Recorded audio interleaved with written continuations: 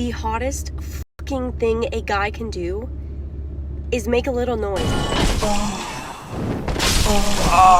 Convenient, expedient, and user-oriented. All things that passing truck drivers have described your mom as being. But also how many of us would describe the Stake of Marika and vastly expanded bonfire ecosystem in Elden Ring. For those who don't know, have forgotten, or suffer from traumatic disassociative amnesia from the 10-minute frigid outskirts runback to Lot and Salon, the older Soulsborne games, particularly Dark Souls 1, my beloved, and Dark Souls 2, my acquaintance that I sometimes small talk with, a botched and failed boss fight meant respawning at a bonfire checkpoint a few minutes to a few hours away from retrying the fight, having to run past hordes of mobs just to get some revenge and vindication. Immediately, the argument of get good rears its Redditor-shaped head. And it's true, any argument for mechanics, enemies, or builds being broken and overpowered can either be completely dismantled by spamming Renala feed screenshots or by uttering the simple phrase,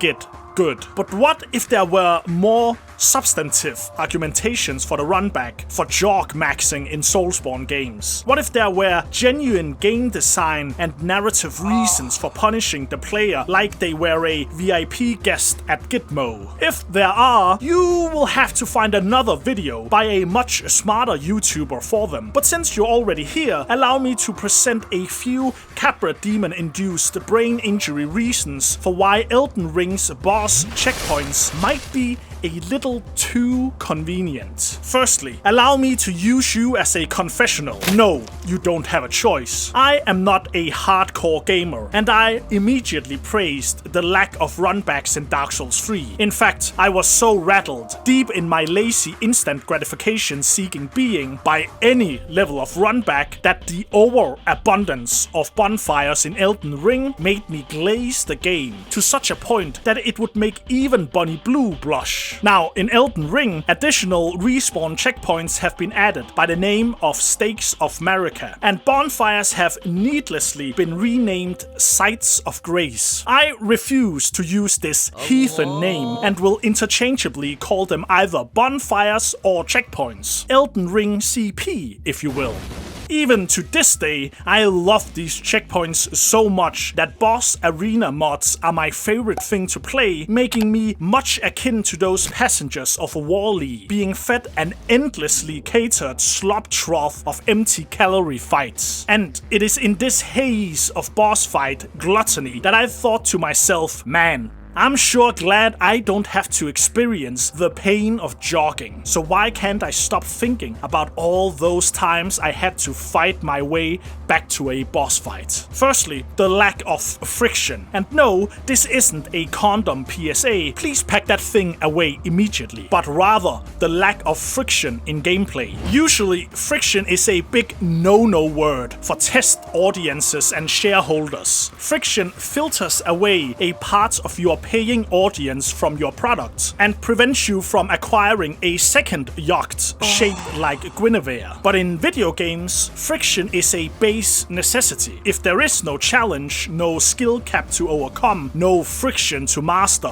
what do we have? A AAA game filled to the absolute brim with yellow paint serendipitously informing you exactly where to go and what to interact with, lest the cognitive load of deciphering what a non-yellow painted ladder might be for forces you to Alt F4. Maybe consult Grok. I'm sure he's got some answers for you. The Dark Souls games became as popular as they are exactly because of friction, among other things, of course. In Dark Souls 1 and 2, the runback represented a core pillar of this friction. Rather than the trek back to the Capra Demon, having your ankles chewed to ribbons by dogs, being separate from the boss encounter, they represented a single entity of that boss encounter. When bosses in Dark Souls 3 or Elden Ring, two of my all-time favorite games by the way, reduce this friction by increasing checkpoints, the boss becomes an isolated encounter instead of being a climactic extension of the environment it inhabits. As such, the boss is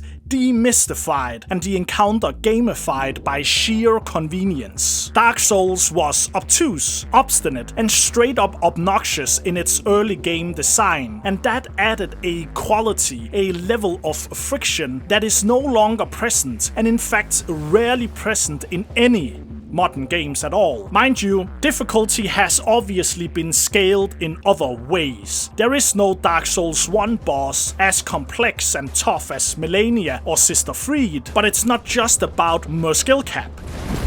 It's not just about sheer difficulty, but a matter of losing some of the feel, the vibe, the aura that made Dark Souls Dark Souls. Chief among that feel is the feeling that the very world itself is hostile towards you. It wasn't just about the bosses, it was also about the environment itself. It emphasized full exploration and the mastery of its level architecture, because the alternative was dying, not to the boss enemy, but to the level design enemy, and then subsequently breaking your controller in half on your little brother's skull. Listen, I was fully tilted by the runbacks. From what side are the dogs gonna pounce at me from? What is the quickest run back? Is there a shortcut somewhere? Am I really gonna fall to my death here? Fuck, I've already wasted 2 Estes before even fighting 4 kings. All this before even facing the boss again. This was a level of emotional investment I've rarely come across in single-player games. The threat of a run back upon your untimely and totally not bullshit death added tension and weight to a boss fight. It leveraged your psychology and fragile state of mind in a different manner than the isolated boss fight did. Suddenly, it's not just about losing humanity points, but losing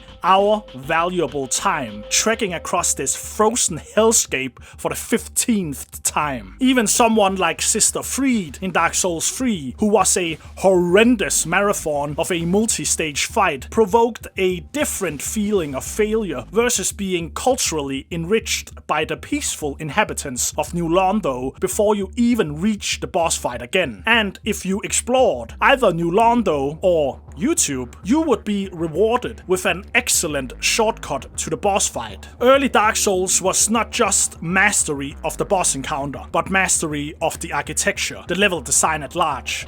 Your reward for exploration was to reduce friction in an insanely tangible manner. This particular feeling of triumph is basically impossible to do in Elden Ring because there is no pre-boss fight friction before getting your ass handed to you again. The environment itself becomes less hostile, less unwelcoming, less memorable. The level was just as much my enemy, and every single person is my enemy, as the bosses were. I can curse Melania, blade of bullshit, all day, every day, twice on Sunday, but I'll never hate, loathe, and regard the level preceding her as an actual enemy itself, the same way I did as a newbie traversing Lower Undead Burg. I'm not saying that the Elden Ring world is bad or even uninspiring. Stormvale Castle is top quality cinema in the world of level design in my opinion, but it lacks the sheer hostility and oppressiveness that the earlier games had. If Elden Ring levels were a place, they would be the North Korean Pyongyang. Clearly,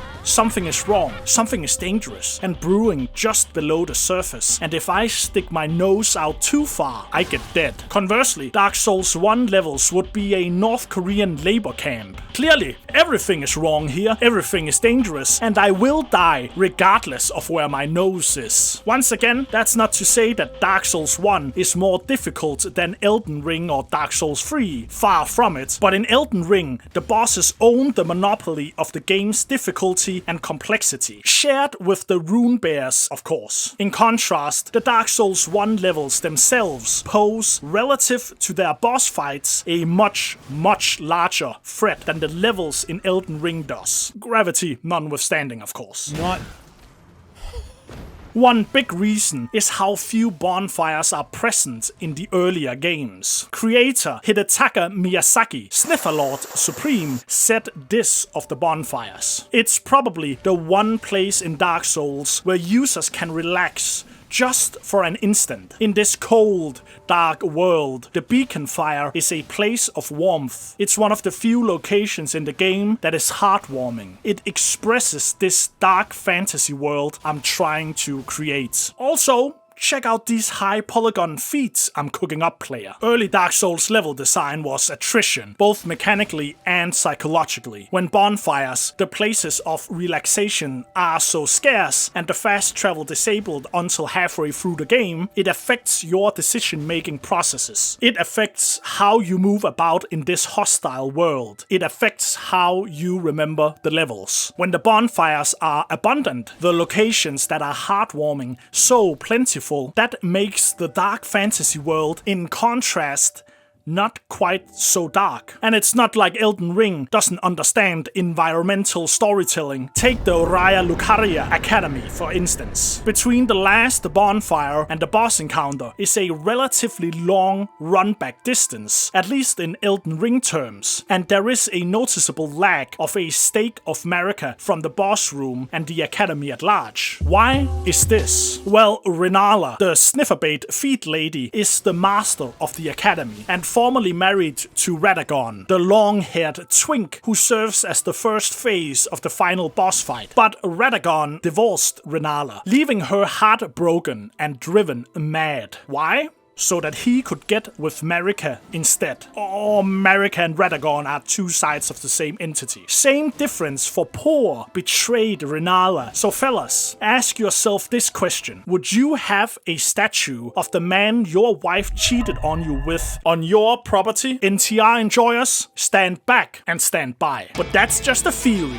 The game theory kinda falls apart when you consider that there are no Stakes of Marika in any of the other legacy dungeons, but hey, still fun. More to my actual point, and to conclude this yap session, Elden Ring has traded journey friction for encounter complexity. The excitement of navigating a dangerous world is kind of gone, because every 100 steps a new bonfire appears for us to throw our feet up at and relax at. Dark Souls 1 disrespected our time with long runbacks, hidden shortcuts, limited fast travel, bonfire scarcity, you name it. Elden Ring has mostly smoothed away this friction, but maybe we deserve to be disrespected. After all, if you don't want your time disrespected, then get good or get exploring. I would love to see a new Soulsborne game return to its roots, scale back the difficulty and complexity of the boss encounter itself, and focus on the level, the barrier and friction preceding your boss. The Iron Golem boss fights, even back then, was tremendously easy, because he was not meant to be an isolated boss fight like Nameless King, but rather the final mechanical puzzle at the end of Sen's Fortress, a level containing 0 bonfires, except a very sneakily hidden one. I hated the runback back in the day, but now I wish I could experience them again for the first time. It could be absolute nostalgia blinding me, and maybe I would immediately succumb to looking up every single secret shortcut and checkpoint on YouTube. But sometimes I think we need a little bit more of what a majority might call bad game design in our game design. Maybe obnoxiousness, obtuseness, obstination is what we need more of in our game design, and it should be applauded. As such, allow me to introduce the game of the decade, Starfield. Thank you. Now watch this drive. Alright, that was a video. Thank you so much for watching my video. It makes me happy that there are real people out there enjoying the stuff that I make, and it confirms the alive internet theory. Now, if you liked this video, why don't you check out my other game design video where I discuss how your psychology and predatory game design keeps you hooked on games you actually hate. Like and comment down below for my eyes to see and the algo to enjoy. Subscribe for more cromulent videos to come, and check out my support links in the description if you swing that way. See ya!